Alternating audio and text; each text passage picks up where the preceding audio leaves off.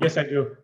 Thank you, Cindy. Yeah, since we're not a scheduled presentation, I'll keep it very short. I only have one slide here. So basically, we are working at PFC in close collaboration, Mike Cruikshank and I, working in close collaboration with Alvin Janczak and Liz van der Merwe. At the province, we're working on screening families of Western red cedar for drought tolerance. Previous work that was done on provinces suggested low or even no tolerance.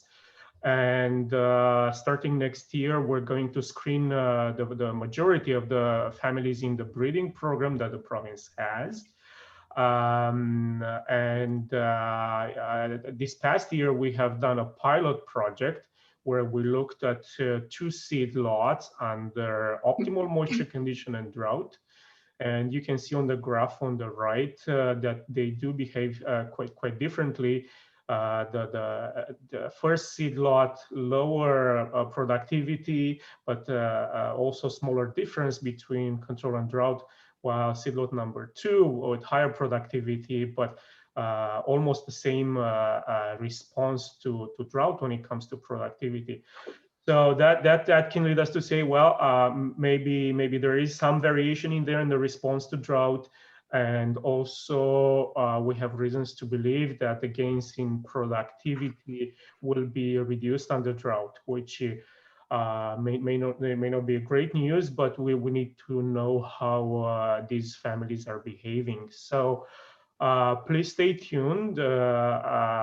We're working hard on this, and we're hoping to have some exciting results as early as second part of next year. And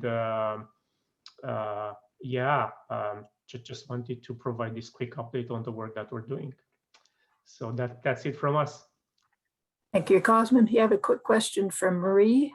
By water potential, do you mean soil moisture content? That was leaf water potential.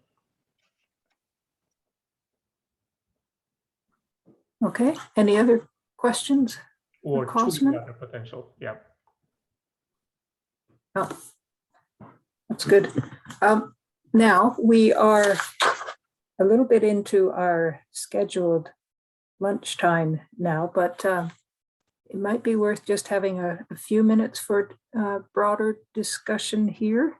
And then we'll try to break off at noon and then come back at 12:30 for Chris Gaston's interesting talk.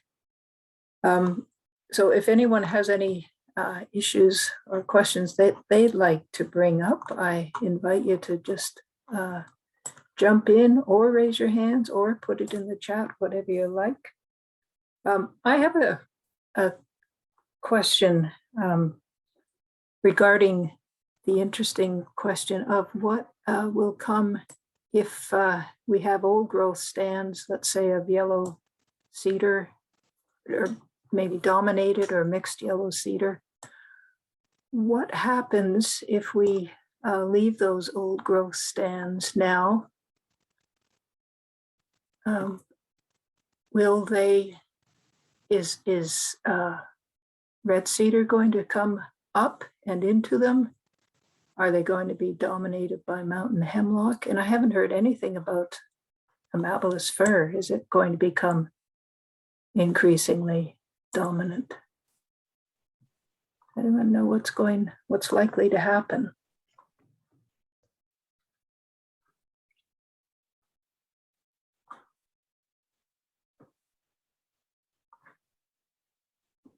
We might be able to tell you after 2 more sampling seasons. Let you know. Right. What's your hunch? Well, we had thought that we would see the yellow cedar or the red cedar, but honestly, and I don't know, Vanessa, you weigh in on this, but there's less red cedar in a lot of the sites than we had, thought there would be. There's at least a wide variation there. So in a lot of those places, it could be like hemlock, as in the Alaskan situation. So, but it will depend on that site type for sure. We saw that the pine was doing quite well in some of those wetter hybrid types. So that was interesting, where we saw less red cedar as well. And there was very little amabilis in the sites we were in. So it'll depend on that elevation band again, and further south, I would guess we would maybe see some more amabilis. But so shore pine, you mean? yeah. But if that's, if we drop that site type, I think that might be where we go. So. But with natural regeneration, species like hemlock and cedar, their seed moves way better than the true firs. So to invade a site is difficult for true firs.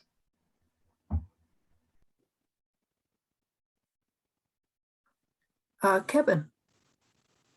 I don't want to I finish your topic there, and then I've got another thing I'd like to bring up.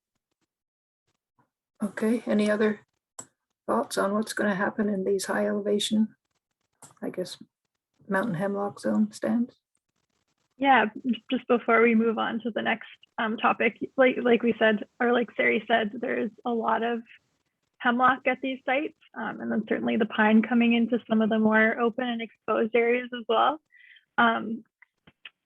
But again, kind of emphasizing that just because we see, an abundance of hemlock seedlings doesn't necessarily mean that we're going to lose yellow cedar or red cedar at these sites. I think work by Ken and others has shown that,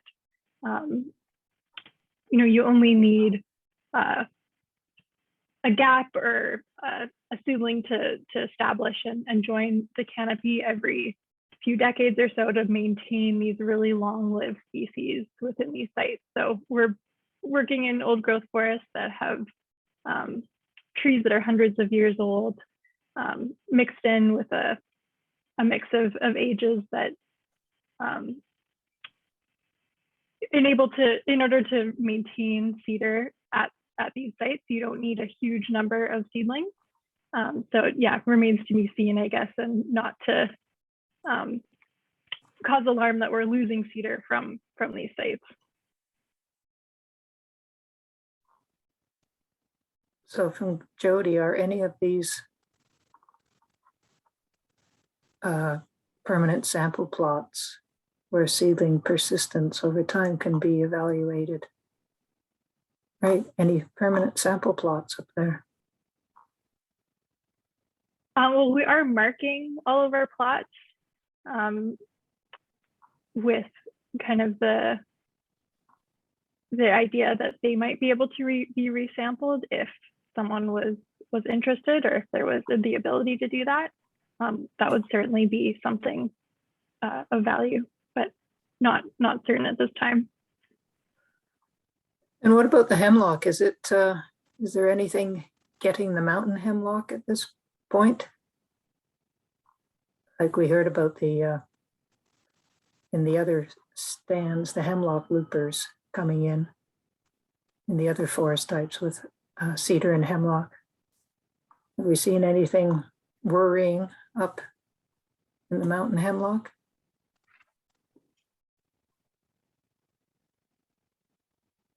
Not necessarily that I've noticed within stands of declining cedar, but others might be able to speak to that. Anybody know?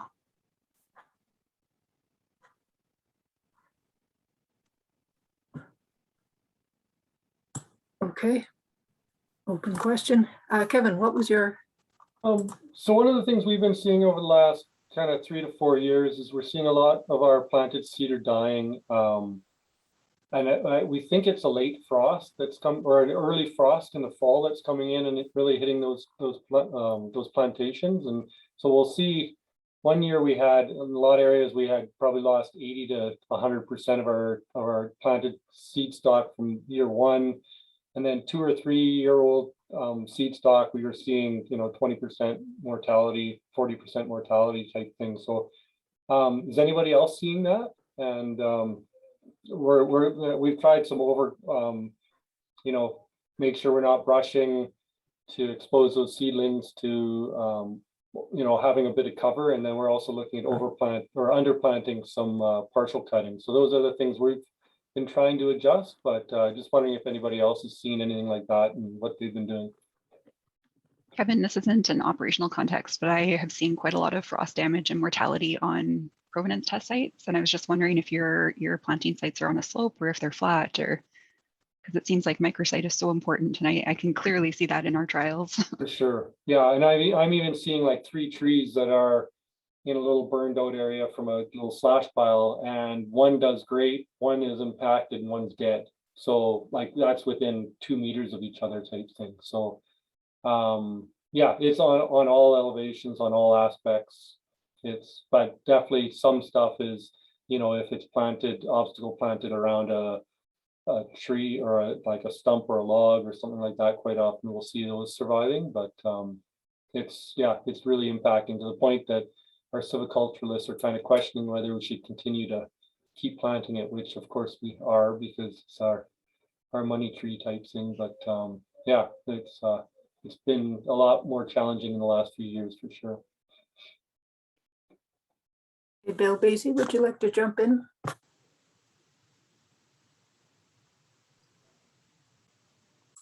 Sure.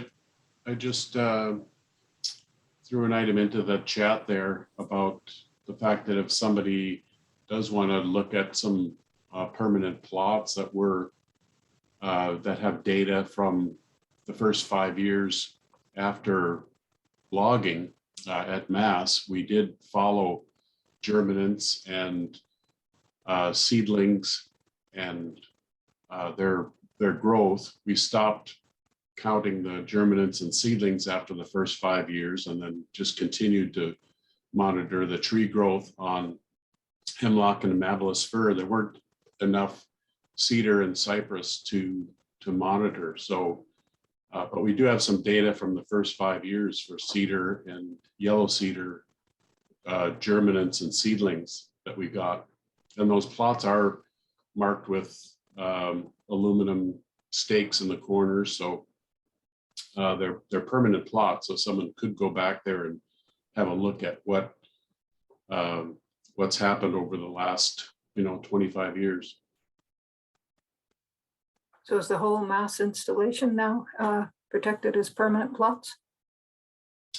Well, I wouldn't say that. We had we kind of had a handshake 25-year agreement with the company at the time, and it's been several companies later. So right now it's kind of up to Mosaic of whether that area hangs in there or not.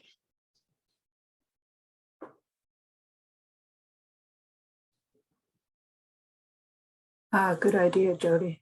Yeah.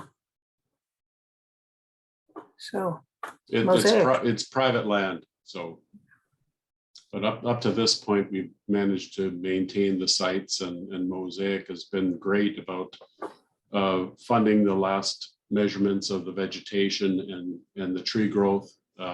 So they've certainly been supported, but yeah, we have no written agreement about the long-term future of the site. Yeah, Bill, a lot of our EPs, this is Jody, sorry, are also on Mosaic lands, more on the South Island. And so it might be worth looking at whether there's interest in perpetuating this experiment. It could be made a EP despite its ownership status.